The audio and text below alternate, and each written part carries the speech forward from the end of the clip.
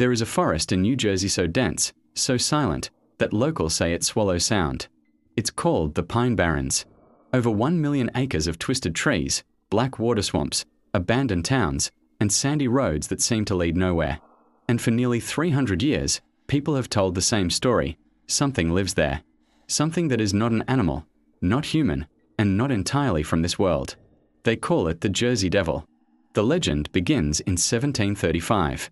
According to local folklore, a woman known only as Mother Leeds was pregnant with her 13th child. Exhausted, angry, and fearful, she reportedly cursed the unborn baby, saying, "Let this one be the devil." On a stormy night, as thunder shook the house, the child was born. At first, it appeared normal. Then, according to witnesses, its body began to change. Bones twisted, skin stretched, wings burst from its back. The creature let out an inhuman scream, flew up the chimney, and vanished into the darkness of the Pine Barrens. And it was never seen again. At least, not that night. Over the centuries, the descriptions remained disturbingly similar. Witnesses from different eras all talked about a creature with a kangaroo-like body and large, bat-like wings. They described a head shaped like a goat or a horse, with long, sharp claws and a forked tail. But the most unsettling detail was its eyes, which were said to glow a fiery red or orange in the dark. Some claimed it walked on 2 legs like a person. Others swore it ran like an animal, low to the ground. But everyone agreed on one thing: the sound. A high-pitched, blood-curdling scream that echoed through the trees, a sound that didn't belong to any animal known to science. By the 1800s and early 1900s, sightings started to increase. Farmers would wake up to find their livestock torn apart, with strange hoofprints in the dirt that would end abruptly, as if the creature had just vanished into thin air. Chicken coops would be filled with dead birds, but with no obvious signs of a predator. Then came the drivers. Throughout the 20th century, motorists traveling near the Pine Barrens reported seeing something terrifying in their rearview mirrors. A tall, winged shape running alongside their cars. Some claimed it kept pace with them at highway speeds. Others said it leaped across entire roads in a single, impossible bound.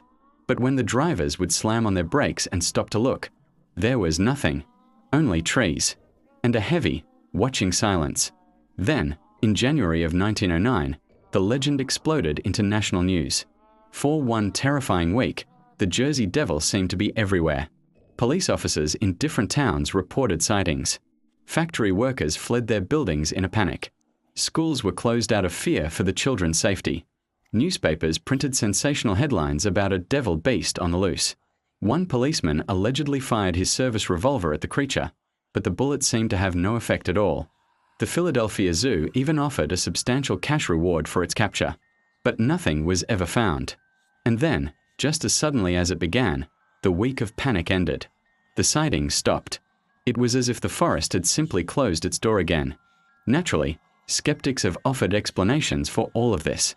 They suggest people were misidentifying common animals, like large owls or sandhill cranes.